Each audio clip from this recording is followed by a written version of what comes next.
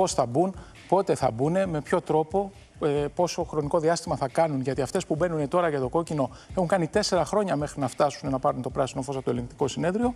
Και έχουμε κάνει μια έρευνα για να δούμε πώς είναι η κατάσταση των καμερών που υπάρχουν αυτή τη στιγμή, ποιες λειτουργούν και ποιες όχι. Επειδή έχουμε ετοιμάσει ένα βίντεο, πρέπει να πούμε ότι υπάρχουν και κάμερες οι οποίες είχαν τοποθετηθεί το 2004 για συγκεκριμένους λόγους για τους Ολυμπιακούς Αγώνες, οι οποίες δεν λειτουργήσαν ποτέ παρά το γεγονός ότι δώσαμε ένα σκασμό λεφτά, 259 εκατομμύρια. Πάμε όμως να δούμε το βίντεο.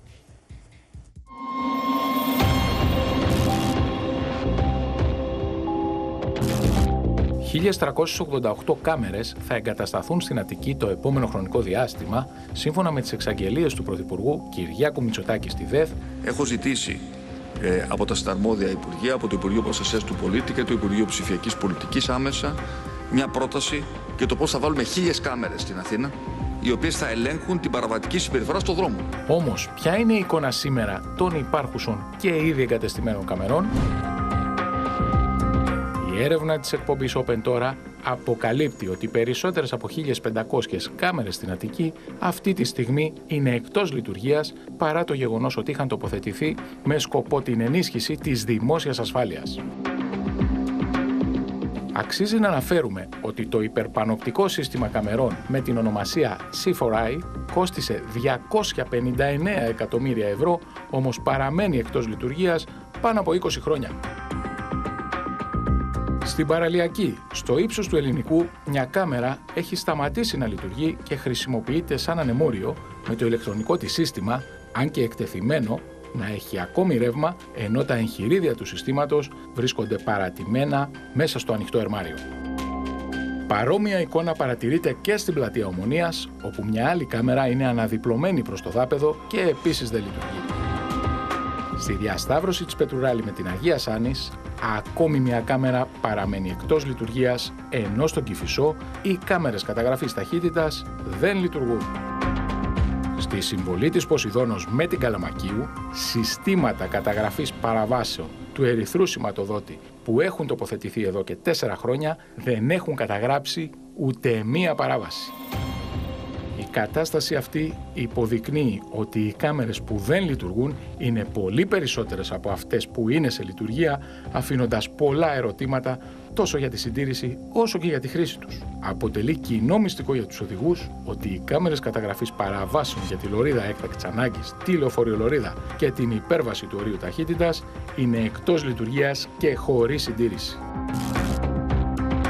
Πάντα όταν γίνεται ένα δυστύχημα ή ατύχημα, ψάχνουμε πάντα κάμερες. Την ίδια στιγμή η ελληνική αστυνομία αναγκάζεται να αναζητεί υλικό από κάμερες ιδιωτών, οι οποίες έχουν εγκατασταθεί σε σπίτια, περίπτερα, ψήλικα, τζίρικα και καφετέριες.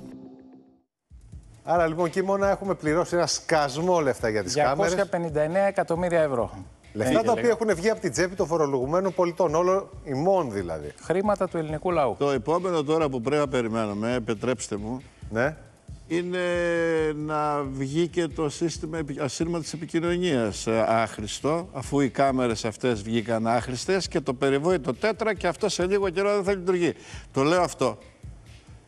Ελπίζω αυτές οι κάμερες να μπουν στα ίδια σημεία όπου υπάρχουν οι στήλοι, όπου υπάρχουν τα καλώδια και να μην χρειαστεί να ξαναστηθούν όλα από την αρχή. Και ελπίζω αυτές οι καινούργιες κάμερες που θα μπουν να παραληφθεί αυτό το έργο από αυτούς που υπέγραψαν τις συμβάσεις. Και το λέω αυτό γιατί με την παραλαβή του C4I άλλοι κάναν το διαγωνισμό, άλλοι υπέγραψαν τις συμβάσεις και όταν έπεσε η αυλαία βούτυξαν 5-6 αξιωματικούς που δεν είχαν καμία σχέση με το αντικείμενο αυτό, τους έκαναν επιτροπή παραλαβής και οδηγήθηκαν στα δικαστήρια και μάλιστα ένας εξ αυτών είναι στον Άγιο Πέτρο. Μας χαιρέτησε. Μας χαιρέτησε εξαιτίας αυτού του γεγονότος. Μας αδεντρέπονται λίγο. Περιμένουμε να δούμε τι θα γίνει. Έχει γίνει γεφύρι της Άρτας. Όχι, είναι εξοργιστικό. Είδες τι κατέγραψε η έρευνα του Κίμωνα Λογοθέτη. Κάμερες οι οποίες δεν λειτουργούν, κάμερες οι οποίες είναι σαπάκια ουσιαστικά. Αυτή είναι η πραγματικότητα. Ναι, γιατί δεν συντηρήθηκαν ποτέ. Κάμερες για τις οποίες πληρώσαμε ένα σκασμό λεφτά. Δείχνουμε εδώ πέρα, δείξτε τα πλάνα σας παρακαλώ πάρα πολύ. Η κάμερα δεν λειτουργεί. Αυτή η κάμερα δεν λειτουργεί. Εκεί θα στηθεί καινούριο στήλος. Ελπίζω το καινούριο σύστημα να λειτουργήσει, Κίμωνα. Αυτό είναι το μεγάλο σύστημα, να είναι διαλειτουργικό, να μπορεί να επικοινωνεί με όλα τα συστήματα των καμερών, γιατί εκεί ήταν και το πρόβλημα του C4I, και μέχρι να παραληφθεί από την ελληνική αστυνομία να γίνουν όλες οι ενέργειες σωστά και γρήγορα. Γιατί χρειαζόμαστε χρόνο, τουλάχιστον 2 χρόνια, κατά την προσωπική μου εκτίμηση. Κάποιοι βιάζονταν όμως για να παραληφθεί. Και πρέπει να σου δώσω Η ίδια εταιρεία είναι τώρα. Κύριε Λογοθέτη, η ίδια εταιρεία. Αυτή τη στιγμή είναι 2 τα ζητήματα. Είναι πουλάει για το κάμερες. Όχι, αυτό είναι σαν σκέψη ακόμη. Θα έχουμε σύντομα επίσημες ανακοινώσεις από το Υπουργείο για το τι πρόκειται να γίνει για τις 1000. Εμείς επιχειρήσαμε να συνομιλήσουμε και με τον κύριο Χρυσοχοίδη, τον Υπουργό Προστασίας του Πολίτη, ο οποίος δεν θέλει να παρέμβει, γιατί θα γίνει ό,τι είναι να γίνει, θα γίνει επίσημα.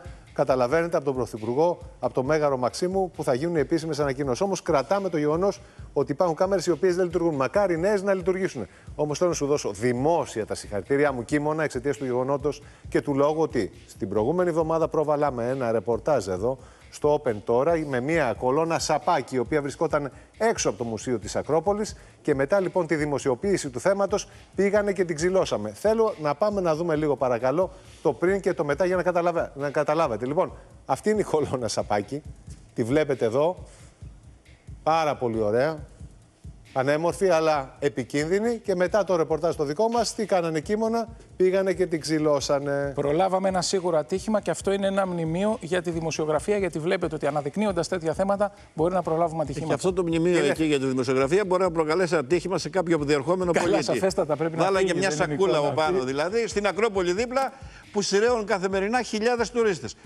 Τουλάχιστον το κάνανε γρήγορα. Τουλάχιστον έφυγε η κολόνα, ρε Θανάση. Δώσε, πες και κάτι θετικό. Δεν δηλαδή, έφυγε η κολόνα, εκεί είναι η μισή κολόνα, το 1/3 της κολόνας. Μπροστά στην Ακρόπολη, αυτό το θέαμα. Λεπτό, να το δούμε πάλι. Δείξτε το πριν. Δείξτε το πριν, σας παρακαλώ. Γιατί ο κύριος Κατερινόπουλος σήμερα τα βάζει. Αυτό το θέαμα. Βάλει κατά πάντων. Αυτή είναι η κολόνα. Τη βλέπεις την κολόνα εδώ?